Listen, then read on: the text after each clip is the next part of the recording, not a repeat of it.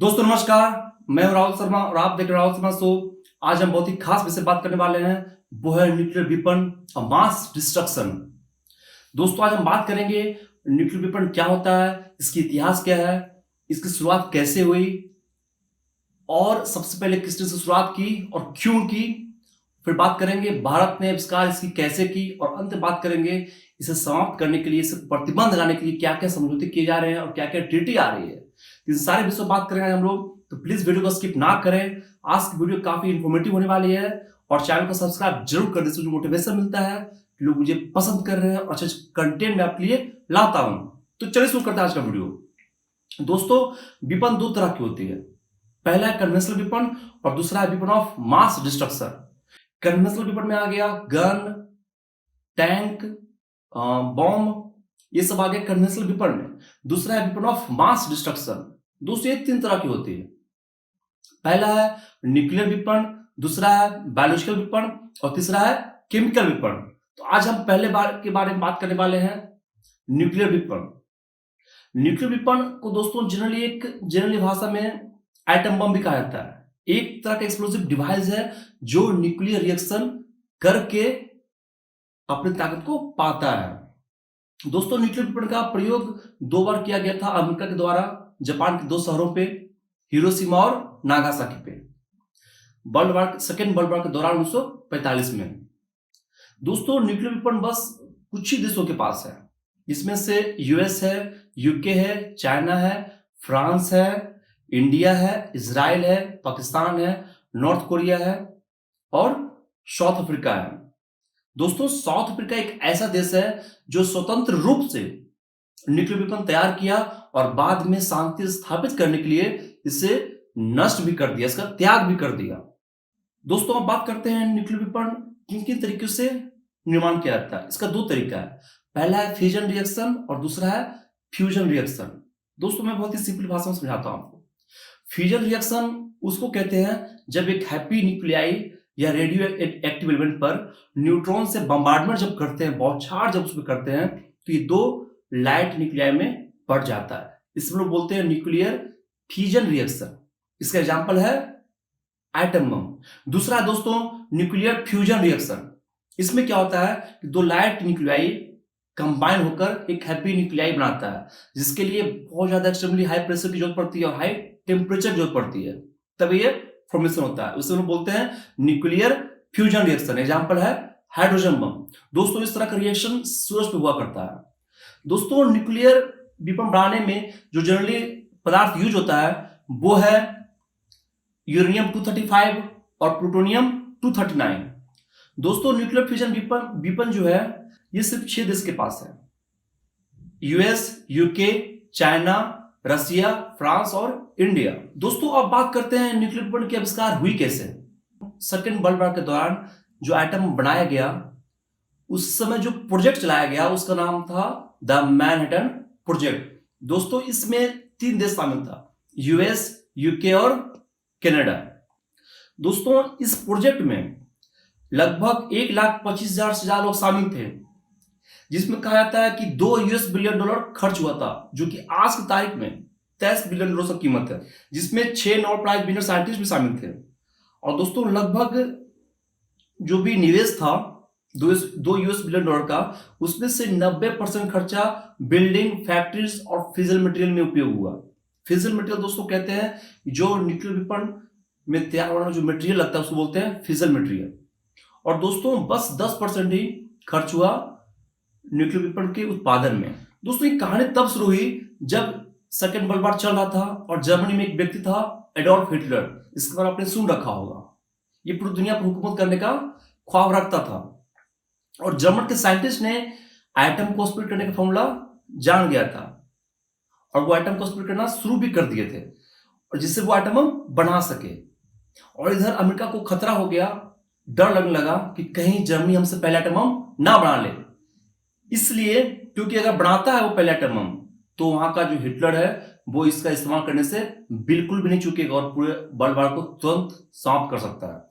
दोस्तों इसकी शुरुआत थोड़ी सी पहले भी हो गई थी, 1933 से ही शुरुआत हो गई थी इसकी। दोस्तों 1933 में लियो सिलार्ड ने न्यूक्लियर चेन रिएक्शन का थ्योरी प्रपोज कर दिया था। और उन्होंने एक लेटर लिखा उसने जो प्रेसिडेंट थे अमेरिका के फ्रैंकलिन डी रूजवेल्ट, और वार्न किया कि जो जर्मन से होने वाले खतरे हैं, क्योंकि ल्यूइस लैड को यह अनुभव हो गया था कि जर्मनी भी एटम बम बनाने में लगा हुआ है। इस बात को काफी गंभीरता से लिए फ्रैंकलिन डी रूजवेल्ट, और उन्होंने एक प्रोजेक्ट का डिमांड किया जिस प्रोजेक्ट का नाम रखा गया द मैनहट्टन प्रोजेक्ट। दोस्तों 7 दिसंबर 1941 को जापान ने अमेरिका के पर्ल हार्बर पर अटैक कर दिया, इसलिए कुछ दिनों के बाद ही 9 जनवरी 1942 को ही द मैनहट्टन प्रोजेक्ट को मंजूरी मिल गया। इस प्रोजेक्ट का गोल था दोस्तों 1000 दिनों के अंदर एटम बम को तैयार करना और जर्मनी से पहले तैयार करना। इस पूरे प्रोजेक्ट को जो लीड किए वो थे एलटी जनरल लेस्ली ग्रुप्स। उनके दिशा निर्देश में ये प्रोजेक्ट आगे बढ़ा और धीरे धीरे बढ़ते बढ़ते ये एक दिन कंप्लीट हुआ, क्योंकि पूरा प्रेशर आ रहा था राष्ट्रपति से कि जल्दी से पूरा की जाए। इसलिए जनरल ने इसकी टेस्ट की मांग की, इसलिए इसके टेस्ट करने के लिए रेगिस्तान का जगह चुना जो मैक्सिको में स्थित था, जिसका नाम पड़ा द ट्रिनिटी साइट।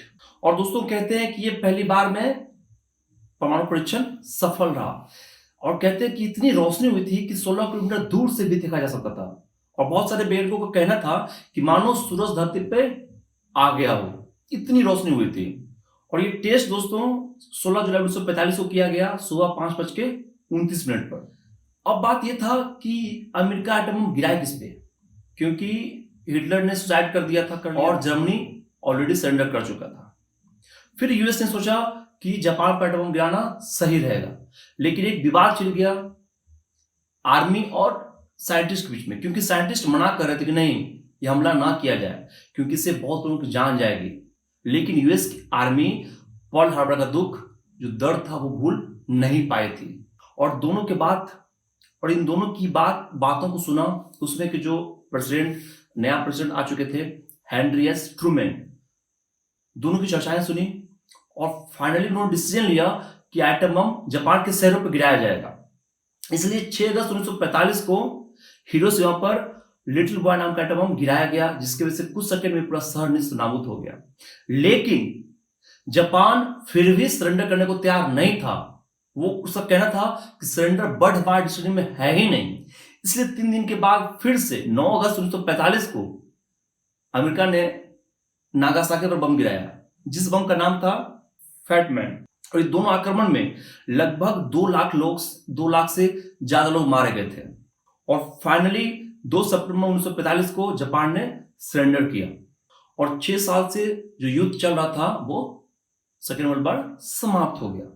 दोस्तों इस घटना के बाद दुनिया भर के वैज्ञानिक को काफी पछतावा हुआ कि उन्होंने बहुत बड़ी भूल कर दी एटम बम बनाकर, जिसमें से अल्बर्ट आइंस्टीन को सबसे ज्यादा पछतावा हुआ।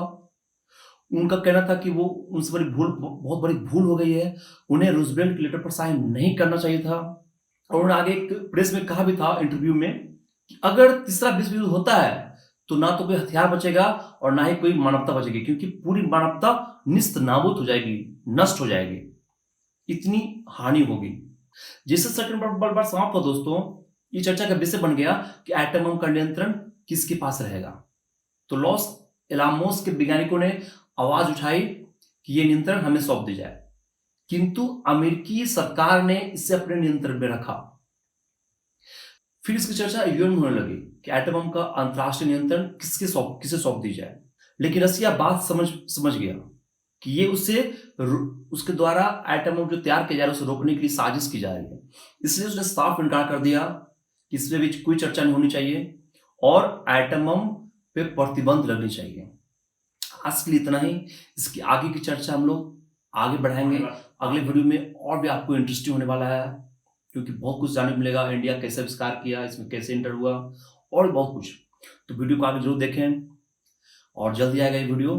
तब तक के लिए वीडियो को लाइक कर दीजिए, बस 5 लोगों को शेयर कर दीजिए और कमेंट करके बताइए कि कैसा लगा आपको वीडियो, इसमें क्या अच्छा लगा, और चैनल को सब्सक्राइब जरूर कर दीजिए। मुझे मोटिवेशन मिलता है कि लोग पसंद कर रहे हैं और अच्छे कंटेंट पे मैं काम करता हूँ। Thank you so much.